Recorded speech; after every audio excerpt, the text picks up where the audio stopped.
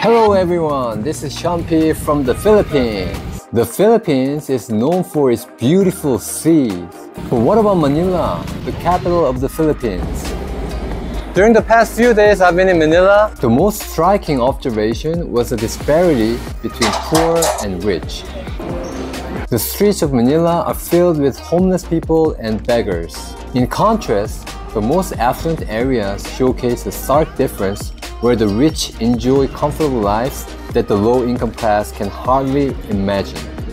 I wanted to explore these contrasting lifestyles by visiting various areas of Manila, from low-income neighborhoods to the wealthiest districts. Let's dive in. Here, you can see the impressive high-rise buildings through the window. However, just across the street, you can see tightly packed houses, highlighting the stark wealth disparity in Manila. Now I'm walking into this low-income class district. Wow, look at these stairs I have to walk down. Let me go in. These downward steps seem endless. There's a cat napping in the cool shade. As I go further down, there's a local restaurant in this narrow alley.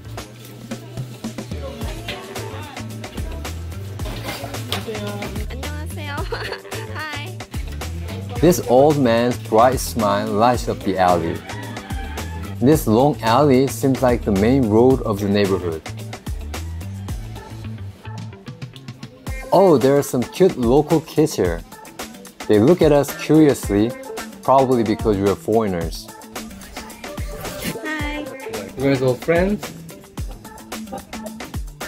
You're learning from school? After a brief greeting with the kids, let's continue exploring. With so many intersecting alleys, it's hard to know where to go. In these narrow alleys, residents park their motorcycles and hang their laundry, just ordinary everyday scenes. In this alley, residents are sitting outside relaxing. They seem unfamiliar with foreign visitors. Oh, is this a basketball court? Kids are playing basketball here. Do you guys play all the time? Yeah. These teenagers seem curious and approach us with interest. No, can I play? Yeah. It's cool? Or gate. Gate is closed. It's cool? I wanted to play a game with them, but unfortunately the basketball court was locked, so I had to pass. Okay, what's cool? We are from Korea. It's too hot. See? On the way back to our hotel, we met some other kids resting in front of their home since it's the weekend. Oh, this is a local hair shop. A haircut for 100 pesos, just $1? So cheap! It must be a popular spot for haircuts, judging by the number of locals inside. The vehicle passing by is a tricycle, a common mode of low-income people's public transport here. Stepping away from the tourist spots, we got to experience the local vibe of the neighborhood. Passing through the typical traffic congestion in Manila, where people, motorcycles, cars, and buses are all mixed together, we're heading to another low-income neighborhood near a traditional market. Seems to be truly local. Let's go check it out, guys. Curious about the crowd of people in the alley, we decided to go in. Wow, look at the excitement of these kids. It feels like we've become celebrities. I'm going to try the skewers here. Is this the first time these kids must have seen foreigners here? They keep greeting us non-stop, which is so cute and lovely. Pork? What part of pork is it?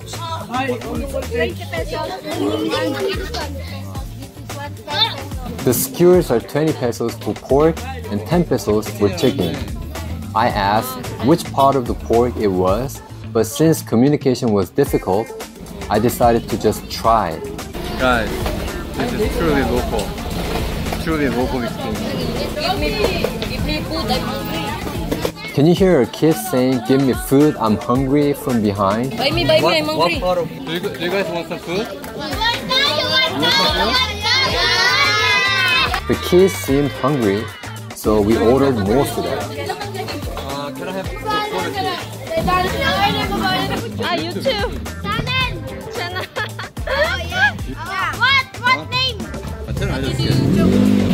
It's adorable that they're asking what my YouTube channel is. This is the channel. This is the channel. His name. Shout out me. Shout out. Shout out. Say my name. What's your name? EJ. Me, One kid wants a shout out on my channel and his name is EJ. Everyone, if you go to Manila, look for this kid EJ. That's the plan?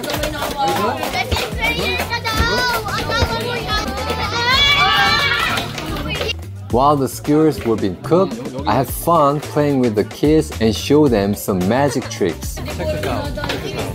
Oh, magic. This is magic.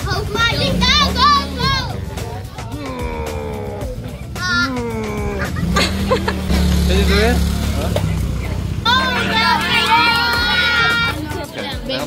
Now the skewers are ready, let's try them. They're sweet, salty, and delicious. Oh, look at this tricycle passing by so closely. Another fun experience in the alley. Yeah. It's good. Yeah. What part? What part? 이거 찍어 먹어야지. 찍어 먹자. Jin said, dip it into the sauce in Korea's Daegu dialect, and I'm imitating her accent. 찍어 먹어야지. Tastes good. It tastes better with the spicy dipping sauce.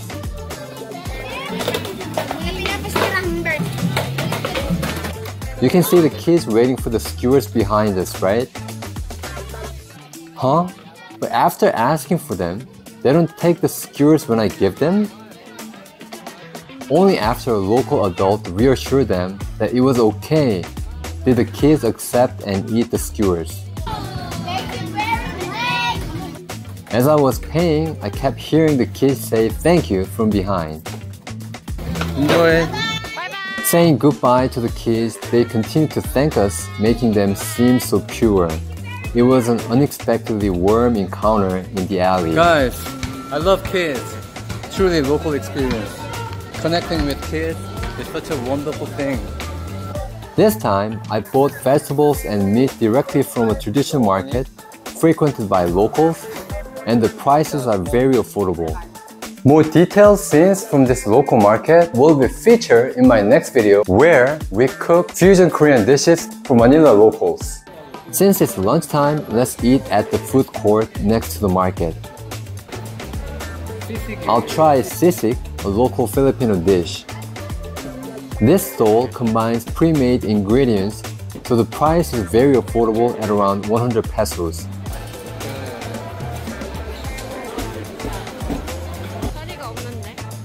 The food court is so crowded with locals enjoying a variety of inexpensive meals that there's hardly any place to sit. Is that okay if I can sit? This meal is squid sisig. After squeezing some lime on it, I take a bite, and it's quite delicious. Since I've had my meal, I try some mango juice for dessert. Okay. Finally, I got my mango shake. It took me 20 minutes, guys. In Korea, it takes only 1 minute. We came out of the food court and wow, there's a parade going on. It looks like there's a local event.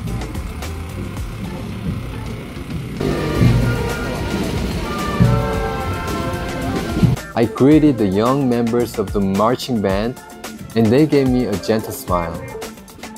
I joined them for a little walk.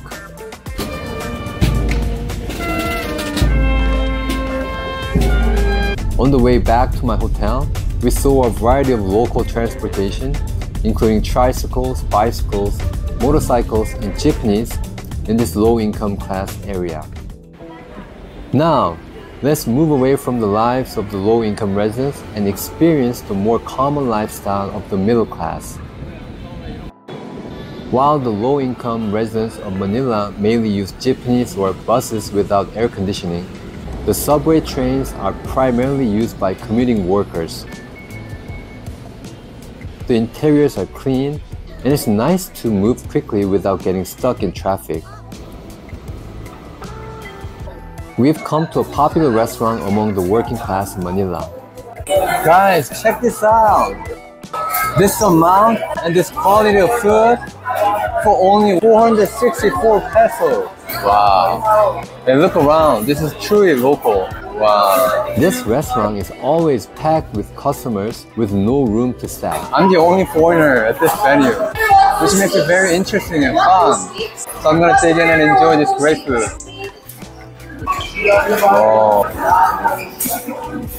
Oh, it's so tasty.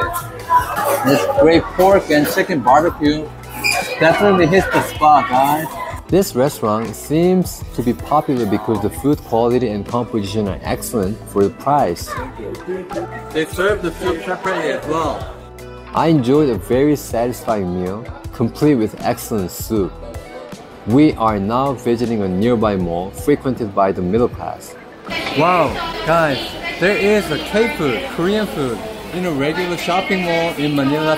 Japchae, tteokbokki, 닭강정, fried chicken, marinated fried chicken as well. Even though Korean food is considered a foreign cuisine here, the price is around 100 to 150 peso per dish. We also bought some fruit at the night market near the local mall.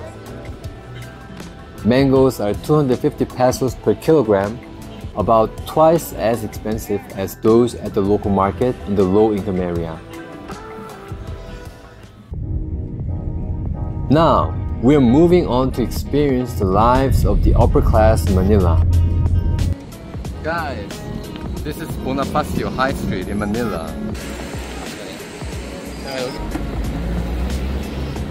It's pretty fancy, right? In Bonifacio Global City, or BGC for short, a financial and upscale residential area filled with high-rise buildings, you won't see any homeless people or beggars, and the streets are impeccably clean. At a soccer school here, I see children receiving lessons from foreign coaches. Their lives are starkly different from those of the kids in the low-income backstreets. We've entered a nearby mall. The sight of children leisurely riding a train inside the mall with their dads is also a striking contrast. This cute dog here attends an animal wellness club. To be precise, it's a lucky dog with a wealthy owner.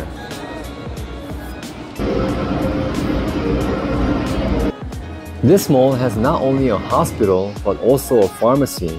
As I walk around the mall, the view and the fountain truly highlight the luxury of this affluent neighborhood.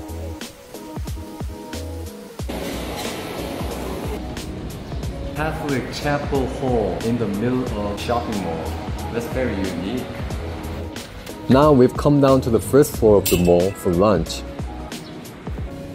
From the clean store entrance to the usher guiding us to our seats, I'm already satisfied. This is a Filipino local restaurant with a diverse menu, but the prices are definitely higher than those at typical local eateries. Can we have this one? Right? Yeah. Each dish seems to be about 5 to 10 times more expensive. You asked me whether I have allergies. No, we don't have any food allergies. Thanks for asking. Our ordered dishes have arrived. The server mixes the food served on a hot stone right in front of us. Did you notice the detailed service? Carefully pouring the hot soup into the dish while shielding me with one hand to prevent any splashes. The server just asked me if I have any food allergies when taking my order, which feels like a really special service in Manila. It's definitely something you would expect from a restaurant located in an affluent area like this. Let me dig in. The beef short rib stew was tasty.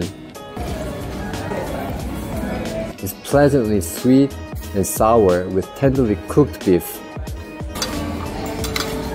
The chopped green beans and coconut milk sauce were also a delicacy. We didn't enjoy the crispy pork cheek due to its excessive greasiness.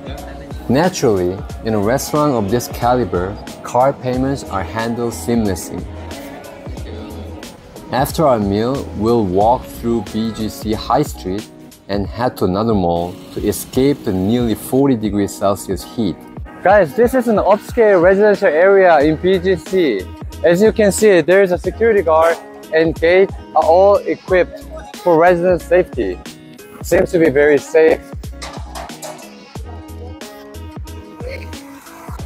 This mall is also quite large, with children enjoying rides, people playing indoor tennis, and even adults rock climbing, all enjoying their leisure time. We came to a Chinese restaurant for dinner, and it's even more expensive than the place we had lunch. It seems to be because it's foreign cuisine in an upscale mall.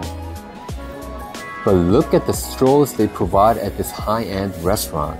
How am I supposed to drink it? The straw is shorter than the... This must be a joke. After dinner, we enjoyed a relaxing evening on the rooftop of the mall. Many people are here enjoying the affluent lifestyle. Good morning, everyone. I stayed the night at the hotel in the BGC area and enjoyed a morning workout and swim. Again, another mall. After passing through strict security at the entrance, we find ourselves inside an elegant mall where an elderly man is playing beautiful classical piano melodies. This too exudes a leisurely luxury vibe. This mall is quite fancy as well. I'm at an upscale Asian restaurant inside a large mall. This restaurant offers a more diverse menu and service details. For the last day, I'm here in Manila Bay to enjoy the sunset. This place gives off a foreign and modern vibe, as you can see, with many locals relaxing. What do you think? After seeing the extreme wealth disparity in Manila, when witnessing the extreme poverty is heartbreaking, but it also raises questions about the structural barriers that prevent these individuals from leading stable economic lives. I'm curious to hear your thoughts on this issue, and I believe your comments could be a starting point for improvements down the road. See you soon.